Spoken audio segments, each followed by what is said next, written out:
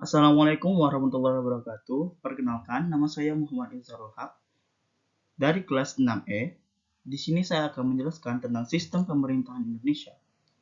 Sistem pemerintahan merupakan komponen paling penting bagi suatu negara. Negara-negara di dunia umumnya menganut sistem pemerintahan presidensial, parlementer, atau sistem campuran.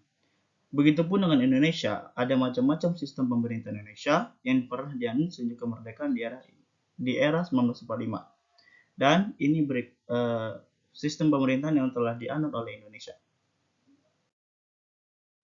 Yang pertama itu pasca kemerdekaan, di mana badan pemerintahnya itu berbentuk republik, sistem pemerintahnya itu presidensial, dan konstitusinya adalah Undang-Undang 1945.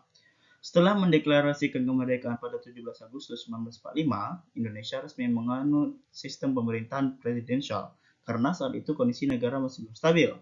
Kemudian, nama Soekarno ditunjuk sebagai Presiden pertama Indonesia dengan Wakil Presidennya Muhammad Hatta. Di masa pemerintahan itu, UUD 1945 juga disepakati bersama sebagai Konstitusi Indonesia melalui hasil sidang PPKI atau Panitia Persiapan Kemerdekaan Indonesia pada tanggal 18 Agustus 1945. Yang berikutnya adalah Republik Indonesia Serikat dari 1949 sampai 1950.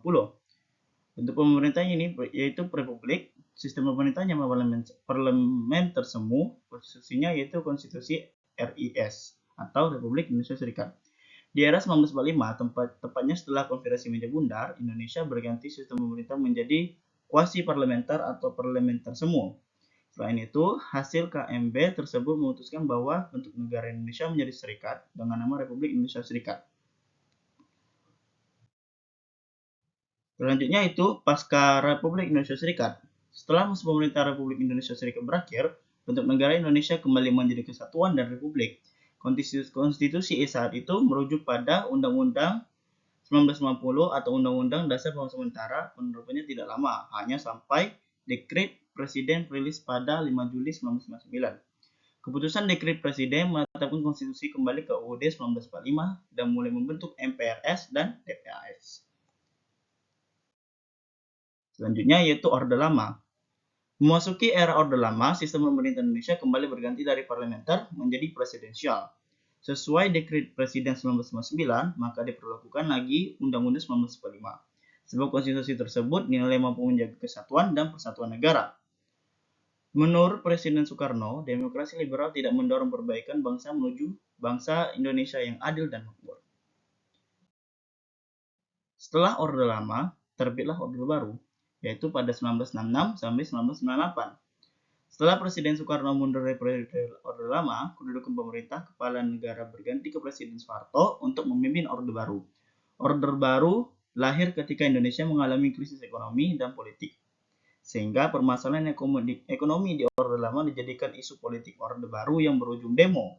Gelombang demo ini menunjukkan ketidakpuasan rakyat pada pemerintah sebelumnya, bahkan dianggap menyimpang dari Undang-Undang 1945. Dan yang terakhir yaitu reformasi, yang dimana dari 1998 sampai sekarang.